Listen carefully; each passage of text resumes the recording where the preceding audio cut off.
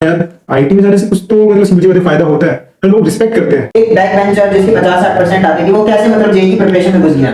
Hello students, welcome to the Edutalks presented by the door. आज हमारे साथ studio में मौजूद हैं दीपांशु चौहान, जिनसे हम इस पॉडकास्ट में बात करने वाले हैं जेईई एग्जामिनेशन के बारे में, क्योंकि अभी जो जेईई मेंस का फर्स्ट एग्जाम हुआ है उसकी रिस्पॉन्स शीट रिलीज हुई है, तो काफी सारे स्टूडेंट्स के मन में बहुत सारे सवाल हैं। तो हो सकता है इस पॉडकास्ट में आपको उन सवालों के जवाब मिले। तो दीपांशु, मैं आपका स्वागत करता हूं इस पॉडकास्ट में। तो स्टार्ट करते हैं। सबसे पहले दीपांशु, आप अपनी जेईई प्रिपरेशन के बारे में बताइए, किस ईयर में आपने प्रिपेयर किया था और अभी आप कहां अपनी एजुकेशन को परस्यू कर रहे हैं। मैंने जेईई मेंस की प्रिपरेशन 2020 में स्टार्ट करी डाडोट के साथ, और अभी इन प्रेजेंट मैं एनआईटी कुरुक्षेत्र में मैकेनिकल इंजीनियरिंग कर रहा हूं। अब मैं एक और चीज बताना चाहूंगा कि मेरे लिए मतलब सिंपल सी बात है, आप लोगों के लिए पॉडकास्ट इंपोर्टेंट क्यों है, तो 10th क्लास तक मैं एक एवरेज बच्चा था। एवरेज बच्चा मतलब आप समझ के चल सकते हो, जो एवरेज स्टूडेंट होता है उसकी आप परसेंटेज मान के चलते हो 70 75, लेकिन जो मेरी 10th क्लास में परसेंटेज थी वो 52 या 53 के अराउंड थी बस। अच्छा, हाँ मतलब 52 या 53, मतलब जिसमें बच्चा ये भी नहीं सोच सकता कि उसका आगे जाके नॉन मेडिकल लेनी है या नहीं लेनी है, क्या पता कोई स्कूल वाले नॉन मेडिकल। हाँ बैक बेंचर, मतलब ऐसा रहता था स्कूल में कि पीछे गया कॉर्नर वाली सीट पे जाके बैठ गया, बस ये था कि मैं एक चीज स्ट्रॉन्ग थी कि मैथ स्ट्रॉन्ग था, बस उसके अलावा कुछ स्ट्रॉन्ग। सभी सब्जेक्ट में सिर्फ मैथ इंटरेस्टिंग। हाँ मैथ इंटरेस्टिंग और हाँ मजे आते थे करने में, बाकियों में तो टीचरों से पिटता रहता था खूब। तो फिर मतलब एक बैक बेंचर जिसकी 50-60% आती थी वो कैसे मतलब जेईई की प्रिपरेशन में घुस गया। जेईई की प्रिपरेशन का ये था कि पापा को लेफ्टिनेंट बनाना था। अच्छा एनडीए क्लियर करना था। एनडीए का एग्जाम भी मैंने 2 बार वैसे क्लियर किया। अच्छा, हाँ हाँ एसएसबी में गया था, लेकिन एसएसबी में मैं ऐसे ही करके आ गया। तो उस टाइम पे ये हुआ कि कोविड लगा हुआ था, ना मेरे पास कुछ ऑप्शन था करने के लिए, ना घर वालों के पास, पर हाँ मेरे पास मेरा खुद का था कि हाँ भाई पबजी लॉन्च ही हुआ था। हम दिन के 10-15 घंटे पबजी भी चलाया। फिर पापा ने कहा कि यार ऐसे तो लड़का बिगड़ जाएगा घर पे रहते रहते। अच्छा। 2-3 महीने देख के चलो इसको कहीं बाहर भेज देते हैं। तो फिर उस टाइम तक दाडोट स्टार्ट नहीं हुआ था। अच्छा हाँ तो मतलब टीचर्स ऐसे ही वहां पे पढ़ाते थे, तो वहां पे दिवेश मेरा एक दोस्त है जो मेरा स्कूल फ्रेंड ही था, तो उसके साथ मेरे को वहां पे भेज दिया गया। तो वहां पे मैं 2-3 महीने रुका, और फिर वहां पे मैंने देखा राहुल सर को देखा, कुंदन सर को देखा, उन लोगों को देखा कि हाँ यार आईटी में जाने से कुछ तो मतलब सिंपल सी बात है फायदा होता है, पर लोग रिस्पेक्ट करते हैं। अच्छा, मतलब सिंपल सी बात है यार, मैं चलो मान के चलता हूं अभी मेरे को एनआईटीएन का टैग मिला है, अगर आईटीएन का टैग मिलता तो सामने वाला बंदा ना अलग नजरिए से देखना स्टार्ट कर देता। नाम जाके डॉक्टर लगा तो दूर से ही समझ में आता है कि ये मतलब हाँ मतलब सिंपल सी बात है पर्सन है, वही वाली चीज। मैंने कहा चलो यार एक बार 1 साल की तो बात है, फीस भी पे कर ही दी है। अच्छा। चलो पढ़ के देख लेते हैं। फिर वहां पे पढ़ना स्टार्ट किया। अब राहुल सर फिजिक्स पढ़ाते थे, अब वो पता नहीं क्या क्या आके बोलते हैं, अब मैं देखता कि कहाँ से जा रहा है सब ऊपर से जा रहा है, मेरे को पता ही नहीं रहता था यार। जो हम कंपोनेंट तोड़ते थीटा की साइड कोस थीटा की तोड़ते हैं, साइन के मतलब दूसरी साइड थीटा के अपोजिट साइड साइन थीटा की तोड़ते हैं, वो कुछ पता ही नहीं रहता था। हाँ मैथ में थोड़ा इंटरेस्ट था वो वाली चीज, और जब केमिस्ट्री पढ़ना स्टार्ट किया, और जो मैंने अपने स्कूल में केमिस्ट्री पढ़ी थी, तो वो तो आप समझ लो कि एक यहाँ है और एक वहाँ है कुछ पता ही नहीं लगा। फिर उसके बाद चीजें ना केमिस्ट्री की रटना स्टार्ट की, फिजिक्स की समझना स्टार्ट की, और मैथ थोड़ा बहुत पहले से आता ही था, तो उस चीज को करते करते करते परफेक्ट कॉम्बिनेशन आपने ढूंढ लिया था अपनी प्रिपरेशन। हाँ मतलब ये कि हाँ चलो करते हैं। और उस टाइम ऐसा भी था ना कि सिंपल सी बात है, मेरे को लगभग 13 से 14 घंटा सिर्फ पढ़ाई करनी पड़ती थी, लेकिन उसका आउटकम इतना अच्छा नहीं आया। आपके टाइम में भी जेईई के क्या 2 बार एग्जाम्स होते थे जैसे अभी? नहीं, मेरे टाइम में सबसे अच्छी केस ये था कि 4 बार एग्जाम हुए थे। अच्छा, आपके टाइम में 4 बार होते थे? 4 बार हुए थे। तो जैसे स्टूडेंट्स का ये एक मन में सवाल रहता है कि जैसे अभी उन्होंने एग्जाम दिया, हो सकता है किसी स्टूडेंट का भी इस वाले मेंस में स्कोर अच्छा ना आ रहा हो, या किसी का अच्छा आ रहा है, तो दोनों केस में उनको अब आगे के लिए क्या प्रिपेयर करना चाहिए? देखो सिंपल सी बात है, अभी जिसका स्कोर अच्छा हो चुका, मतलब जो बंदा 97 या 98 प्लस जा चुका, हाँ। उसको तो सिंपल सा जेईई मेंस सेकंड की तरफ इतना नहीं देखना चाहिए, वो जेईई एडवांस में शिफ्ट कर सकता है, डायरेक्टली एडवांस में शिफ्ट कर सकता है। और जो बच्चा मतलब 95 से नीचे है या मतलब 90 से भी नीचे है, तो उसको सिंपल देखना चाहिए उसकी कमियां क्या है, किसी इंस्टीट्यूट का जाके क्रैश कोर्स ज्वाइन करें। और क्रैश कोर्स में सिंपल सी बात है, आपको जो सिलेबस आपने पिछले 2 साल में पढ़ा है वो आपको पूरा का पूरा 3 महीने में या 2 महीने में पूरा रिवाइज करा दिया जाएगा with test series. Crash course की सबसे अच्छी बात यही रहती है कि आपको सारी की सारी चीजों का दोबारा से एक मतलब सिंपल सी बात है, एक गाड़ी धीरे जा रही हो एकदम से तेज गई, ओवरव्यू तो मिलेगा ही सारी चीजों का। तो क्रैश कोर्स में ये रहेगा कि हाँ आपको स्टार्टिंग से लेकर एंड तक का पूरा ओवरव्यू मिल जाएगा और उसमें आपको मेहनत करने की आदत ही पड़ जाएगी। तो सिंपल सी बात है, दो सिलेबस आपने 2 साल में पूरा किया, वो आप 3 महीने में पूरा कर रहे हो। ये जनरली देखा जाता है कि आपने क्रैश कोर्स से बात की, कुछ बच्चे टेस्ट सीरीज भी ज्वाइन करते हैं। मैंने अपने टाइम में टेस्ट सीरीज ज्वाइन की थी, तो इसमें भी बहुत सारे ऑप्शन है, बहुत सारे आजकल प्लेटफॉर्म्स आ गए हैं। काफी बच्चे ऑनलाइन प्लेटफॉर्म्स पे टेस्ट देना प्रेफर करते हैं, काफी बच्चे कोचिंग इंस्टीट्यूट्स में जाते हैं और काफी बच्चे बस ऐसे ही कोई भी सैंपल पेपर्स डाउनलोड करके उनको सोल्व करते हैं। ये देखो सिंपल सी बात है, सैंपल पेपर डाउनलोड करके या किसी की टेस्ट सीरीज ज्वाइन करके अगर तुम सिंपल सी बात है ज्यादा स्कोर कर सकते तो पहले कर जाते। और तुम्हें उस टाइम पे गाइडेंस की जरूरत है, 1-to-1 जो तुम्हारे डाउट सोल्व कर सके जाके। हाँ। तो इसमें सिंपल सी बात है, आपको वहां जाना चाहिए जहां आपको ये चीजें मिल रही हो। जैसे मैं भी उस टाइम पे क्या हुआ था, जेईई मेंस 1 में क्या हुआ था, मेरी स्कोर कम हुआ था, परसेंटेज ज्यादा आ गई थी। मतलब आप मान के चलो स्कोर मेरा सिर्फ 95 के आसपास था। ये कैसे होता है कि मतलब स्कोर कम और परसेंटेज? वो पेपर के हार्ड और इजी पे डिपेंड कर सकते हैं। देखो अच्छा। इसके बाद बताऊंगा। अभी तो ये हुआ, फिर उसमें परसेंटेज कुछ 91 या 90 के आसपास आई थी। अच्छा। फिर उसके बाद सेकंड अटेम्प्ट दिया, तो उसमें यार मेरी किस्मत, पहले मैं पेपर देते टाइम में देख रहा मेरी किस्मत इतनी अच्छी है, सारे क्वेश्चन बनते जा रहे हैं, सारे बनते जा रहे हैं। तो उसमें मेरा स्कोर कुछ 185 के आसपास आया। अच्छा। और पता लगा उस 185 स्कोर पे मेरी परसेंटेज कितनी, 95.66 बस। अच्छा, 95 जब आपके मार्क्स थे तो परसेंटाइल आपकी तब भी 90 प्लस? हाँ 91 थी। हाँ। और जब 185 आए तो अच्छा। तब भी उतना, क्या कहते हैं, 95.6 बस। ये बच्चों के मन में भी डाउट है, ये परसेंटाइल की कैलकुलेशन किस तरह से होती है, तो थोड़ा इसको ब्रीफ में अगर आप बता पाए। देखो परसेंटेज की कैलकुलेशन होती क्या है, देखो बताता हूँ। अभी मान लो कोई पेपर है, उसमें जो टॉपर है वो आराम से 290 या 95 स्कोर कर पा रहा है जी। या 300 स्कोर कर पा रहा है, और जो दूसरा ही उसके साथ में दूसरी शिफ्ट हुई है उसमें टॉपर सिर्फ 270 पर पहुंच पाया। तो इसका मतलब जो 270 वाली चीज रहेगी वो 100% हो चुकी। जो रिलेटिव परसेंटेज निकालते हैं ना, जैसे 270 उस टाइम पे 300 बन चुका है। हाँ। और वो उसके ऊपर वाला लेवल हो चुका है। परसेंटाइल मतलब आप कितने बच्चे आपसे आगे हैं और हाँ, कितने बच्चे पर्टिकुलर शिफ्ट के अंदर। हाँ। अच्छा। जैसे 290 वाला जो बच्चा है उसके लिए चलो 290 में से मेरे आए 90 मार्क्स, जी। जिसमें टॉपर ने 290 लिए, और दूसरे में टॉपर ने 250 लिए, उसमें मेरे 90 मार्क्स। तो सिंपल सी बात है, जिसमें 250 लिए उसमें मेरी परसेंटेज ऊपर जाएगी। बस ये वाली चीज होती है उसके अंदर। तो आप इस परसेंटाइल को इस तरह से समझ सकते हैं कि जितने नंबर ऑफ स्टूडेंट्स एक शिफ्ट में एग्जाम दे रहे हैं और वहां से इसकी कैलकुलेशन होती है कि उसमें हाईएस्ट स्कोर कितना जा रहा है और बच्चे किस एवरेज मार्क्स को स्कोर कर रहे हैं, वहां से आपकी परसेंटाइल डिसाइड होती है।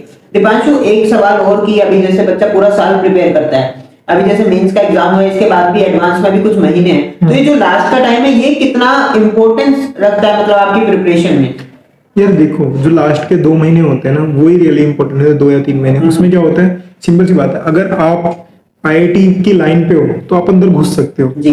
और लाइन पे हो बाहर भी निकल सकते हो। हाँ। उसमें ही आपको अपना 100% देना, 100% क्या है, 200% देना होता है। तो ऐसा नहीं होता इतना ज्यादा सिलेबस, पूरी 11th पूरी 12th कैसे बच्चा 2 महीनों में रिवाइज करे? वो यार हमारे पास रिसोर्सेज हैं, बहुत सारे इंस्टीट्यूट क्रैश कोर्स लॉन्च करते हैं, और हमें ऐसा इंस्टीट्यूट सेलेक्ट करना चाहिए। एक बार देखो जाके और भी लो कि वहां पे हम वो तुम्हें 1-to-1 गाइडेंस देंगे या नहीं देंगे। आप जब डोट में पढ़ते थे तो डोट से आपने क्रैश कोर्स वहां पे हुआ था आपका? हाँ, मेरा क्रैश कोर्स हुआ था। मैं वही तो बता रहा था कि जेईई मेंस 1 में 95 मार्क्स आए। उसके बाद मैं सोचा कि हाँ ठीक है, क्रैश कोर्स ज्वाइन करके देखते हैं कि अगले 2 महीने या 3 महीने में क्या होगा। तो उस 2-3 महीने में मेरे को एक क्वेश्चंस बैठ के समझाया गया जो मैं टेस्ट सीरीज में गलत करके आता था। अच्छा। हाँ, और मेरे को काउंसलिंग की गई कि भाई ऐसे नहीं तो ऐसे कर सकता है, ये वाली चीज ऐसे इंप्रूव की जा सकती है।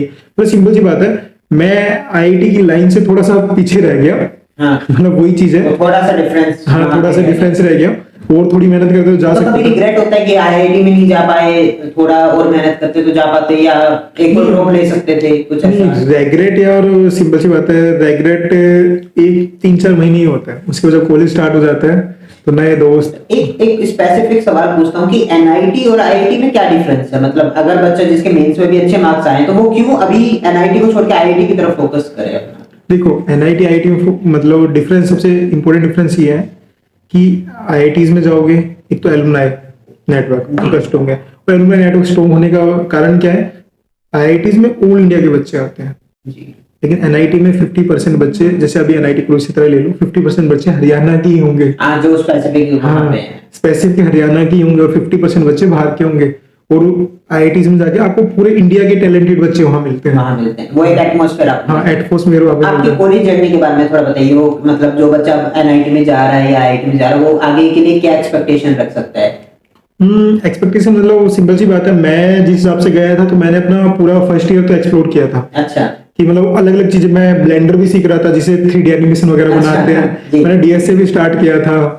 और उसके अलावा मैं मतलब सिंपल सी बात है, आपको पता है एनआईटी के अंदर कुछ 20 सोसाइटीज होंगी, हाँ 20 में से 19 में मैं था।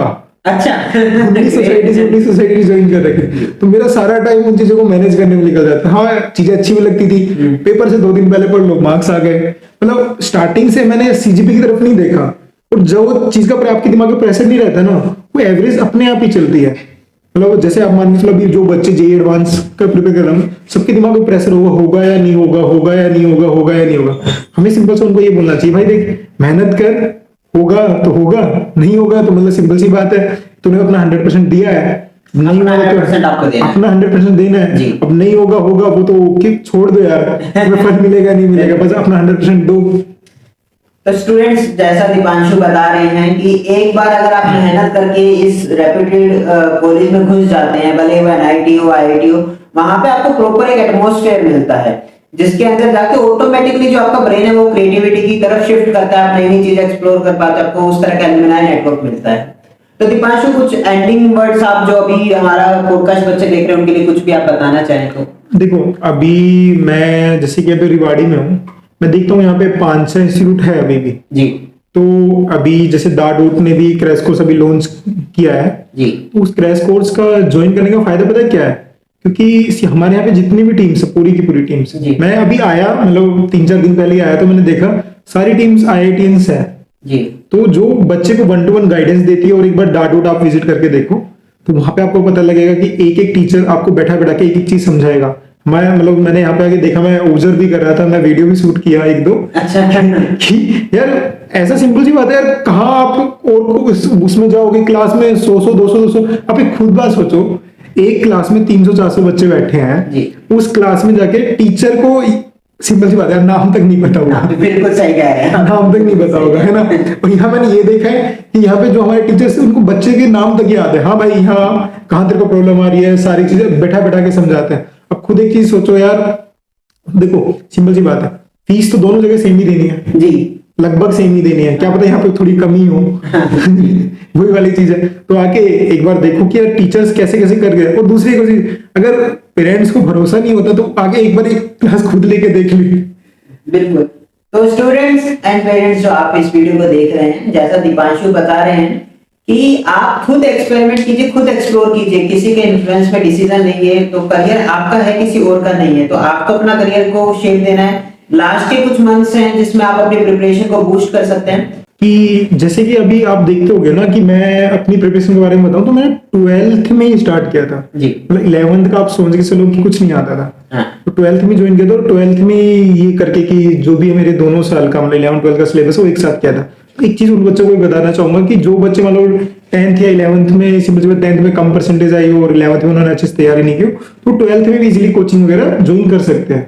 और या फिर जो कोचिंग अच्छी नहीं लग रही उसको आराम से शिफ्ट करें, उससे कोई दिक्कत मतलब अभी भी उनके पास टाइम टाइम 1 साल का टाइम है यार। सिंपल सी बात है, जहां तुम आईआईटी में घुस नहीं सकते वहां इजीली घुस सकते हो 1 साल में जाके। मतलब 1 साल कम टाइम नहीं होता, मेहनत मारोगे तो एक जो चीजें 2 साल में हो रही है वो 1 साल में होती है। आप खुद सोचो जो ड्रॉपर है जी वो भी तो 11th-12th का सिलेबस 1 ही साल में करता है। Correct, बिल्कुल हाँ, correct है। तो वही चीज बच्चे देखे, अगर वो 11th में कहीं पे कोचिंग ले रहे हैं और उनको वहां पे बेटर चीजें नहीं मिल रही है तो वो हमारी काउंसलिंग भी आगे ज्वाइन कर सकते हैं। जी। मतलब सिंपल सी बात है, डाडूट की एक बार वेबसाइट पे विजिट करो या फिर इंस्टाग्राम वगैरह से कॉन्टेक्ट वगैरह लेके एक बार देखो कि उसमें हाँ आगे काउंसलिंग लो। सिंपल सी बात है, काउंसलिंग का कोई चार्ज है नहीं है ना? नहीं। काउंसलिंग का कोई चार्ज नहीं, काउंसलिंग फ्री है ना। आपको बताया जाएगा कि आप कहाँ पे लैग कर रहे हो, आपको पिछले आप पूरे 1 साल का डाटा बताओगे तो उसमें भी मैंने देखा है कि यहाँ पे हाँ डाडूट के काउंसलर वो एक चीज बता रहे थे कि भाई हाँ तूने 1 साल तक ये तैयारी की, तेरी ये गलती है तो इसको ऐसे इंप्रूव कर सकता है, वो भी फ्री ऑफ कॉस्ट। सिंपल सी बात है, अगर आपको एडमिशन नहीं लेना है काउंसलिंग करवा के तो जा ही सकते हो।